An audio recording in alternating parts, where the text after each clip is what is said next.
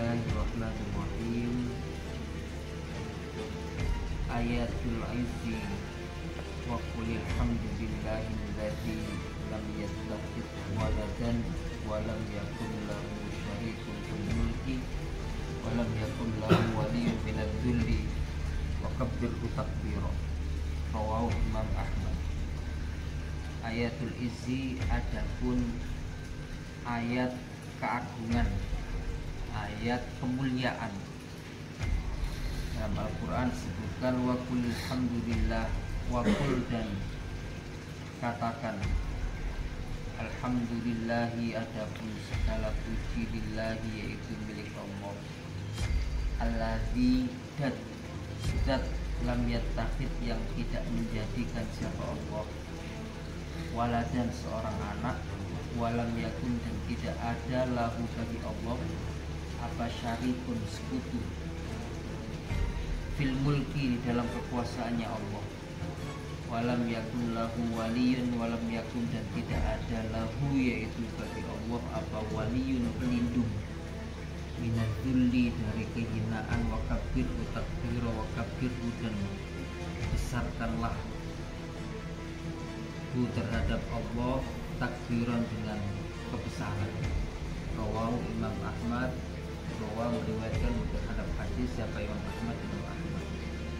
Ada ayatul izzi, ayat kemuliaan. Ayat kemuliaan di mana kita diperintahkan dalam ayat ini untuk pertama memuji Allah, terus tidak menjadikan Allah, tidak menganggap atau tidak meyakini bahwasanya Allah itu memiliki anak dan Allah tidak memiliki sekutu, memiliki teman, memiliki istri dan sebagainya di dalam kekuasaannya. Allah itu esa, Allah itu tunggal dalam kekuasaannya, dan Allah tidak memiliki pelindung. Kabir takbiro dan besarkanlah Allah dengan sebesar-besarnya. Dalam hadis ini juga, dalam hadis yang lain disebutkan bahwasanya Nabi, diriwayatkan dari Ibnu Syaibah, Nabi mengajarkan Nabi itu mengajarkan kana gulamu min banil Muthalib idza afsaha allamahu Nabi sallallahu alaihi wasallam qul alhamdulillah dan seterusnya. Jadi ketika anak turun dari Abdul Muthalib, berarti dari jalurnya abahnya kakeknya Kanjeng Nabi, anak turunnya, ketika sudah pandai berbicara, pandai ngomong, maka dia diajarkan ayat ini.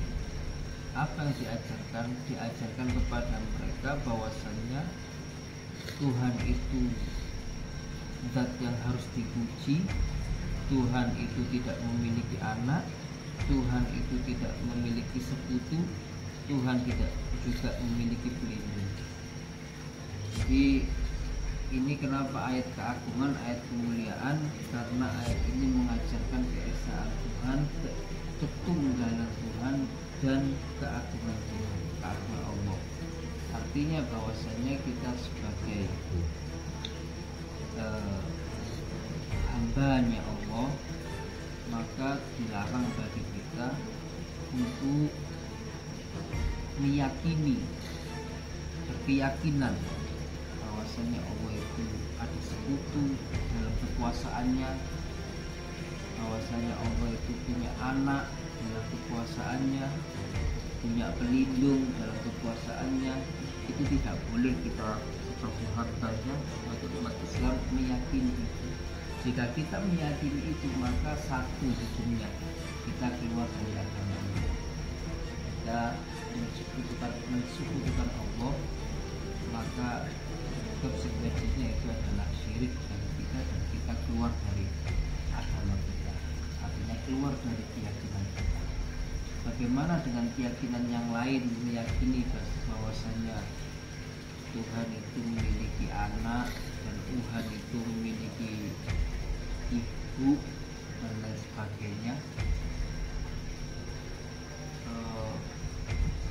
kita boleh saling menghormati keyakinan mereka, karena dia Tuhan memiliki anak dan seterusnya, menjadikan Nabi sebagai Tuhan dan sebagainya. Kita boleh menghormati pemahaman mereka, keyakinan mereka kita boleh menghormati. Tapi berkaitan dengan keyakinan, kita memiliki keyakinan masing-masing. Nabi dulu di awal-awal, Nabi Muhammad di awal-awal berdakwah meyakinkan agama ini, Nabi itu dirunding, sudah gini saja wahai Muhammad, dirunding oleh orang kafir Quraisy, gini saja, wis satu minggu aku menyembah Tuhan, sekian hari aku menyembah Tuhan, nanti sekian hari kamu menyembah Tuhanku. Berunding tadinya. Pada waktu itu Nabi agaknya kemudian kayak mengiyakan, melunak. Terus akhirnya kemudian turunlah ayat lakum dinukum waliyadin, bagiku agamaku dan bagimu agamamu, bagiku agamaku dan bagimu agamamu. Tidak ada kompromi di dalam satu keyakinan, tidak ada kompromi dalam akidah, tidak ada kompromi dalam bahasa sekolahnya, bahasa pelajarnya adalah teologi. Tidak ada kompromi dalam teologi atau keyakinan.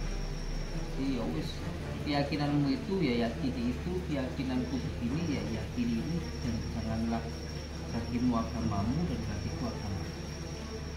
Tapi kalau menghormati keyakinan orang lain, ya sah-sah saja kita menghormati, kita saling memahami, saling menghormati, toleransi, terbuka oleh keyakinan atau pemahaman agama lain. Itu memang diajarkan dalam Islam. Tapi terkait dengan kompromi dalam keyakinan teologi tauhid, maka kita punya pemahaman sendiri-sendiri, yang mana pemahaman ini, keyakinan ini tidak bisa dikompromikan dengan agama, dengan keyakinan yang lain. Saya sebagai salah satu pimpinan di Kabupaten Mojokerto, ya untuk menghormati agama lain ya memang menjadi kewajiban. Saya masuk ke tempat ibadah orang lain untuk menyampaikan, memastikan bahwasanya peribadatan panjenengan semua dijamin oleh negara, berjalan dengan lancar. Saya menyampaikan sambutan di depan para jamaah mereka dan seterusnya. Itu saya sebagai pimpinan di pemerintah Kabupaten Mojokerto melakukan itu, dan memang harus melakukan dan harus terbuka kepada semua, toleransi kepada semua agama. Tapi terkait dengan keyakinan, dengan tauhid, dengan pemahaman keagamaan, maka ini kita memiliki pemahaman sendiri dan mereka memiliki pemahaman sendiri. Atas kemudian saling toleransi kita oke, tapi kalau kemudian berkompromi di dalam keyakinan, tauhidan, dalam apa yang kita yakini dalam agama kita, misalnya kul huwallahu ahad lam yalid wa lam yulad, kul katakanlah Allah itu esa, tunggal, satu, tidak, lam yalid wa lam yulad, tidak melahirkan dan juga tidak dilahirkan, walam yakul lahu kufuwan ahad, dan tidak ada sekutu. Jadi itulah keyakinan agama kita, keyakinan agama Islam terkait dengan teologi, terkait dengan tauhid. Perkara menghormati orang lain itu juga diwajibkan, dianjurkan dalam agama. Makanya dalam Al-Quran disebutkan la ikraha fiddin, tidak ada paksaan dalam agama. Pemahamanmu seperti itu bagimu benar maka laksanakan, tapi bagiku pemahaman agamaku yang benar. Perkara nanti sosial, budaya dan seterusnya itu kita harus terbuka dengan agama-agama lain, kita terbuka dengan keyakinan-keyakinan lain, tapi tidak ada kompromi dalam ketauhidan kita masing-masing. Makanya ini dalam hadis ini disebutkan ayatul izzi, ayat keagungan, ayat kemuliaan. Masalah lucu dan juga benar-benar untuk dan juga menjatuhkan talak bisa kali. Itu kalau mau lucu lagi mantan istri kan harus kawin dengan orang lain. Tapi yang laki-laki apa harus kawin dulu? Harus sama-sama. Harus sama-sama.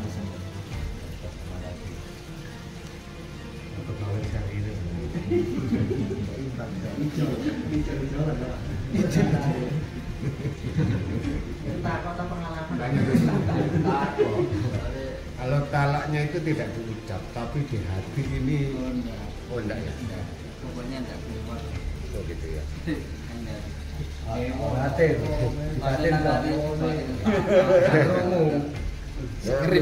yang bekalnya kecil misalnya. Oh ini penmangan aku tak kentut aja tak pegan tuh kan misalnya ngono. Bodoh, itu namanya Berkala kentut menyong kentut Iya, sindiran iya, nggak oleh. Tapi tetap mau kentut talak itu. Nurut talaknya. Berkala kentut itu pegan. Saya kemudian sindiran ini Mbak perkara kentut, Mbak. makan gak enak. Apa mana perkara kok berhasil rondo itu. Tambah nemen itu. Nolong enggak. saling berbagi. Soalnya ada Gus, teman saya dipegat soalnya sing wedok turu ngorok. Kok ini blawek turu ngorok tak elingno wis. Ya pengono masa iso ngorok. Iya. Katane wis. Ora ngorok. Saya ingin ganti. Aku gak turu. Begat ngono ae.